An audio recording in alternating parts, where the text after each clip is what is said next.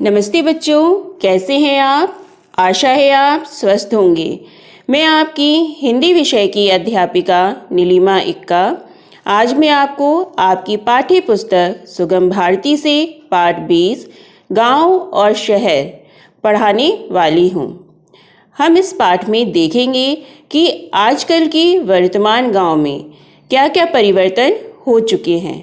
चलिए अब हम इस पाठ को पढ़ना शुरू करते हैं। नारायणपुर गांव की चौपाल पर बैठे लोग आपस में बातचीत कर रहे थे। राजधर मुखिया बता रहे थे कि गांव में पक्की सड़क बनने वाली है। इतने में कोट पैंट चश्मा पहने एक शहरी बाबू ने मुखिया जी से अपने मित्र के बारे में पूछा कि विश्वेश्वर दयाल जी कहाँ रहते हैं। मुखिया जी ने पहले तो उनसे नमस्कार किया और बाद में उनकी बात का उत्तर दिया। शहरी बाबू पहली बार गांव आए थे। उन्हें गांव का रहन सहन वातावरण कुछ अजीब सा लगा। गांव के कच्चे पक्के मकान खेत खलियान देखकर बातों ही बातों में अपने शहर की तारीफ करने लगे। उनकी बातें सुनकर मुखिया जी से रहा ना गया और वे भी अपने गांव की बड़ाई करने लगे। शहरी बाबू पसीना पोंछते हुए बोले, गांव में बिजली की व्यवस्था तक नहीं है। मैं अंधेरे में कितना परेशान होकर पैदल यहाँ आया। हमारा शहर तो बिजली के प्रकाश से जगमगाता रहता है और यहाँ देखिए आपके गांव में कहीं कहीं टिमटिमाती रोशनी ही दिखाई देती है। ऐसे में लोग रास्ता ही भटक जाते हैं। मेरा तो गर्मी के मारे बुरा हाल है। मुखिया जी, बाबूजी, लगता है आप बहुत दिनों से गांव में नहीं आए हैं। अब तो हर गांव में बिजली पहुंच गई है, लेकिन बिजली उत्पादन में कमी एवं हमारे आपके द्वारा बिजली का दुरुपयोग करने के कारण यह समय हमारे गांव की बिजली कटौती का है, इसलिए आपको यह परेशानी हो रही है। गांव के लोग खेती के काम में बिजली का उपयोग करके भरपूर फसल उगाते हैं। शहरी बाबू, यह तो ठीक है मुखिया जी, पर आवागमन के साधन भी हमारे शहर जैसे नहीं हैं।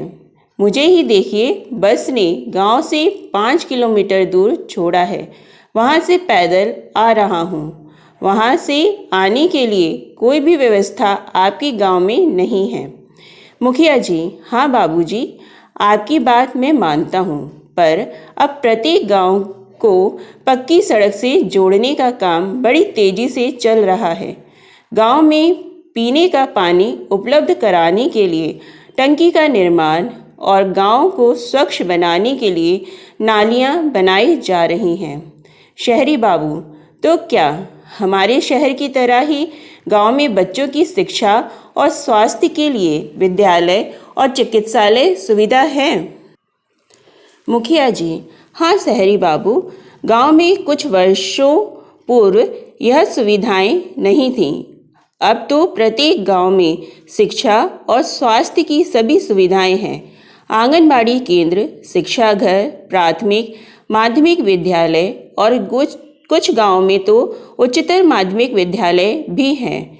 हमारे गांव के लड़के लड़कियां अब केवल उच्च शिक्षा के लिए ही शहर जाते हैं।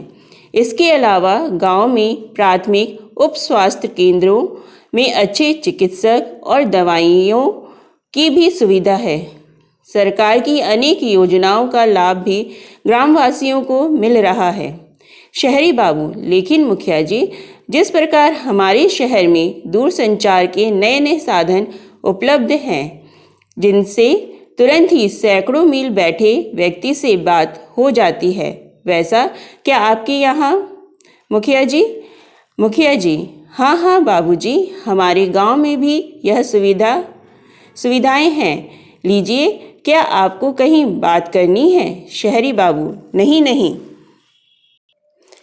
मुखिया जी, बाबू, अब तो हमारी शालाओं में हेड स्टार्टर नाम से योजना संचालित है, जिसके माध्यम से बच्चों को कंप्यूटर शिक्षा का ज्ञान दिया जाता है। शहरी बाबू, हमारे शहर में बहुमंजिला मकान, सड़कों पर चमचमाती गाड़ियाँ, बाजार में बड़ी बड़ी दुकानें, कारखाने और मनोरंजन के नए नए साधन उपलब्ध हैं। यह सब गांव में कहाँ देखने को मिलते हैं? मुखिया जी, शहरी बाबू, शरीर और मन को स्वस्थ रखने के लिए स्वच्छ हवा, पानी, सूरज का प्रकाश और पौष्टिक आहार बहुत जरूरी है। आपके शहर में बहुमंजिला इमारतों में रहने वाले लोगों को कई दिन तक सूरज देखने को नहीं मिलता।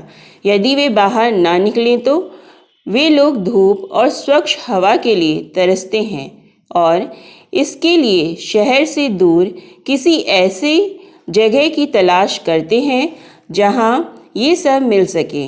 आपकी चमचमाती गाड़ियों और कारखानों से फैलता प्रदूषण शहर के लोगों में कई तरह की बीमारियां फैलाता है। हमारे गांव में स्वच्छ हवा है, पर्याप्त प्रकाश है, ताजी साग सब्जियां हैं, हरे भरे मैदान हैं। भला यह सुख और आनंद आप शहरवासियों को कहाँ?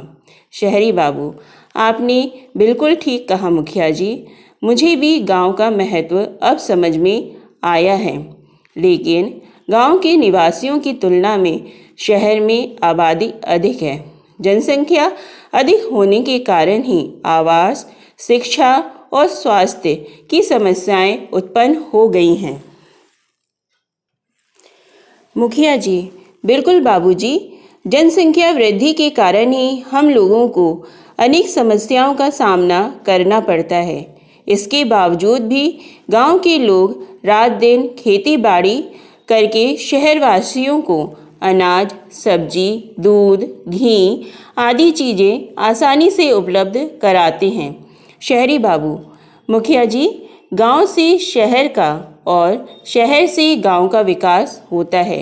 यदि शहर के लोगों को गांव से भोजन सामग्री प्राप्त होती है तो यह भी सही है कि गांव के लोगों को कपड़ा, दवाइयाँ, कृषि उपकरण, लोहा, चीनी, मसाले, उर्वरक आदि सामान शहर से ही प्राप्त होता है।